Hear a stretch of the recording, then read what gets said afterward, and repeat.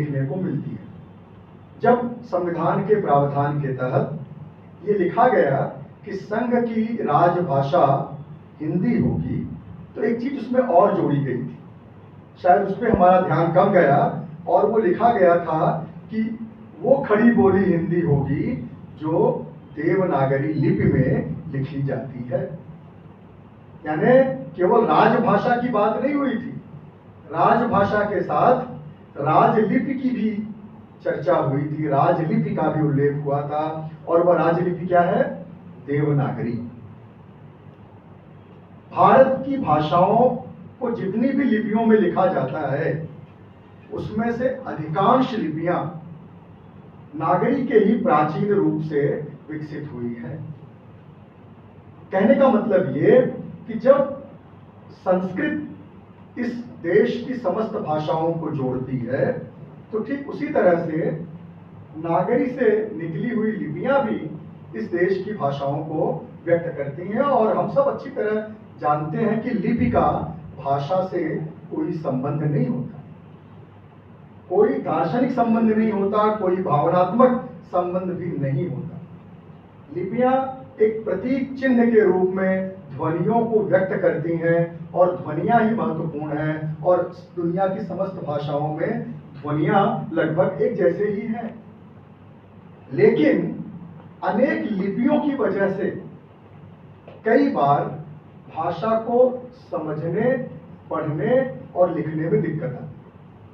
मेरा प्रस्ताव ये है कि हम देश के लोग इस पर विचार करें कि क्या हम सूचनात्मक लेखन में, मैं साहित्यिक लेखन की बात नहीं कर रहा, मैं सांस्कृतिक लेखन की बात नहीं कर रहा, सूचनात्मक लेखन में अगर हम देश के लोग एक लिपि को अपनाने की दिशा में आगे बढ़े, तो उससे न सिर्फ देश की एकता मजबूत होगी, वरन भाषा को सीखने, समझने की में आने वाली दिक्कतों का समाधान हो जाएगा। जब मैं गुजरात आया 2010 में, तो मैं मुंबई से आया था, तो गुजराती की लिपि से थोड़ा बहुत परिचित था। मेरे साथ एक व्यक्ति दिल्ली से आए थे जो गुजराती की लिपि से बिल्कुल परिचित नहीं थे। हम दोनों सवेरे सवेरे मॉर्निंग वॉक करने जाते और भाषा सीखने के क्रम में जो लिखा होता उसको पढ़ने की कोशिश करते।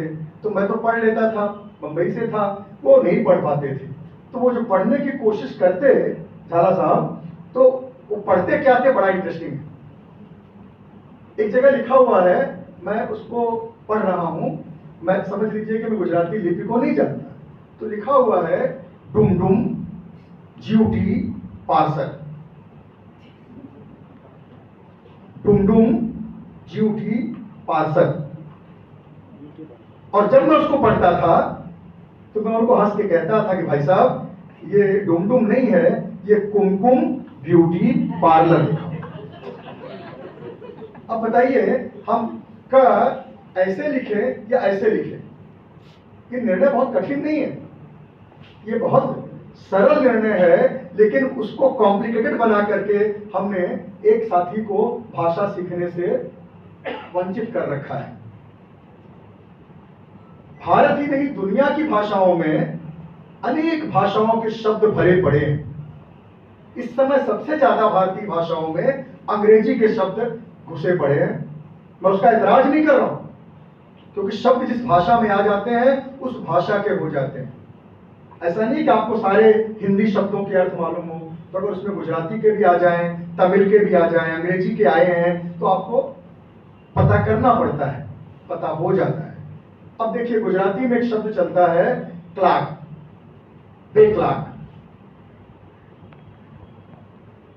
बे फारसी से है, क्लार्क अंग्रेजी से आया हुआ है। और बे क्लार्क जब उसको गुजराती की लिपि में लिख दिया जाएगा, तो गुजराती की लिपि जानने वाले को छोड़ दूसरा कोई उसको समझ नहीं पाएगा कि वो क्या लिखा हुआ है, पढ़ नहीं पाएगा। जैसे मैंने कहा कुमकुम का डुमडुम पढ़ रहा था, लेकिन जैसे अगर वो अपनी लिपि में उस शब्द को लिखा हुआ पाएगा, वो खट से समझ जाएगा कि ये बे क्लॉक लिखा हुआ है। बे का मतलब 2 और क्लॉक का मतलब घंटा। क्लॉक तो अंग्रेजी का है, और अंग्रेजी का शब्द तो सभी भाषाओं में गया हुआ है। कचहरी, कचहरी, कचहरी क्या है? यहाँ पे भी गुजराती में कचहरी है।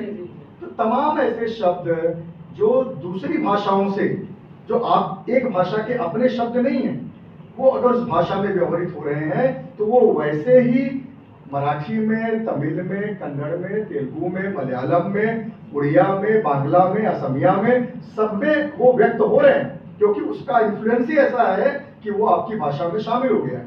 दिक्कत क्या हो रही है कि कन्नड़ में लिखा हुआ है प्रसाधन, आप जानते हैं प्रसाधन का मतलब, लेकिन कन्नड़ में लिखे हुए प्रसाधन को न आप पढ़ नहीं पाएंगे, और जब तक पढ़ नहीं पाएंगे तब तक आप उसका अर्थ नहीं समझ।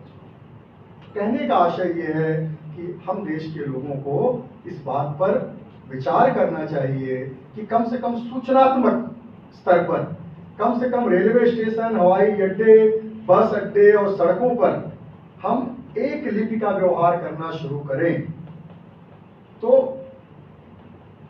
देश में ही नहीं, जो विदेशों से हमारे देश में लोग आएंगे वो भी देखेंगे कि आसे तो हिमाचल एक लिपि है जो इस देश को जोड़ रही है। ऐसा, मैं विविधताओं का पक्षधर हूं, ये मत समझिए कि मैं भारत की विविधता को चोट पहुंचाने वाली बात कर रहा हूं। मैं सिर्फ उस विविधता में जो एकता छिपी हुई है, जो लिपियों के भीतर प्राचीन नागरी लिपि छिपी हुई है, उसको उभार कर बाहर लाकर हम ये दर्शाना चाहते हैं कि यह जो भावात्मक एकता है वह इस रूप में मुखरित हो सकती है।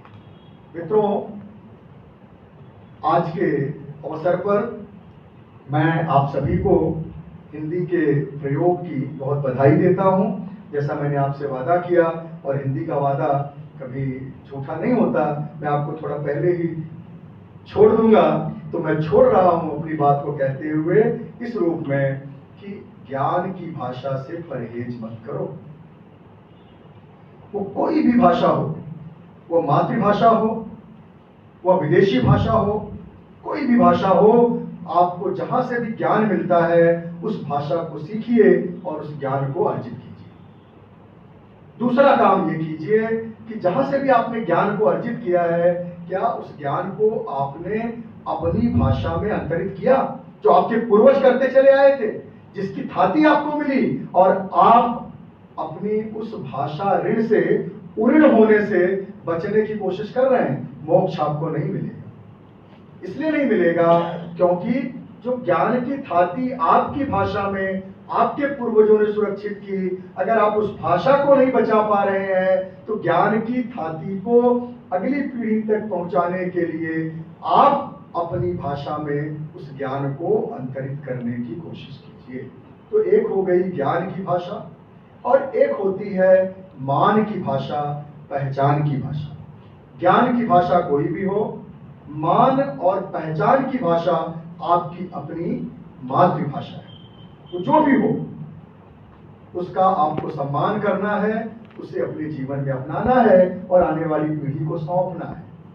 लेकिन तीसरी बात जो सबसे महत्वपूर्ण है वो ये कि इस देश की, इस राष्ट्र के स्वाभिमान की भी एक भाषा है, और राष्ट्र के स्वाभिमान की भाषा के रूप में अगर आप एक ऐसी भाषा को अपनाते हैं जिसका, जब मैंने कहा कि एक जनभाषा का इतिहास है, वो कोई एक भाषा नहीं बल्कि अनेक भाषाओं के साथ संबंध से विकसित हुई, हमारी जरूरतों को पूरा करने वाली हिंदी भाषा है, तो वह हमारे देश के रूप में, राष्ट्र के रूप में स्वाभिमान की भाषा है। तो इस तरह से हमें ज्ञान की भाषा, मान की भाषा और स्वाभिमान की भाषा को सुरक्षित रखना है, और साथ ही साथ राजभाषा में तो व्यवहार करना ही है, क्योंकि अगर राजभाषा आप अपनाएंगे तो ये सारी चीजें अपने आप करते हुए खुद को पाएंगे। आप सबने मुझे सुना, बहुत बहुत धन्यवाद। Thank you.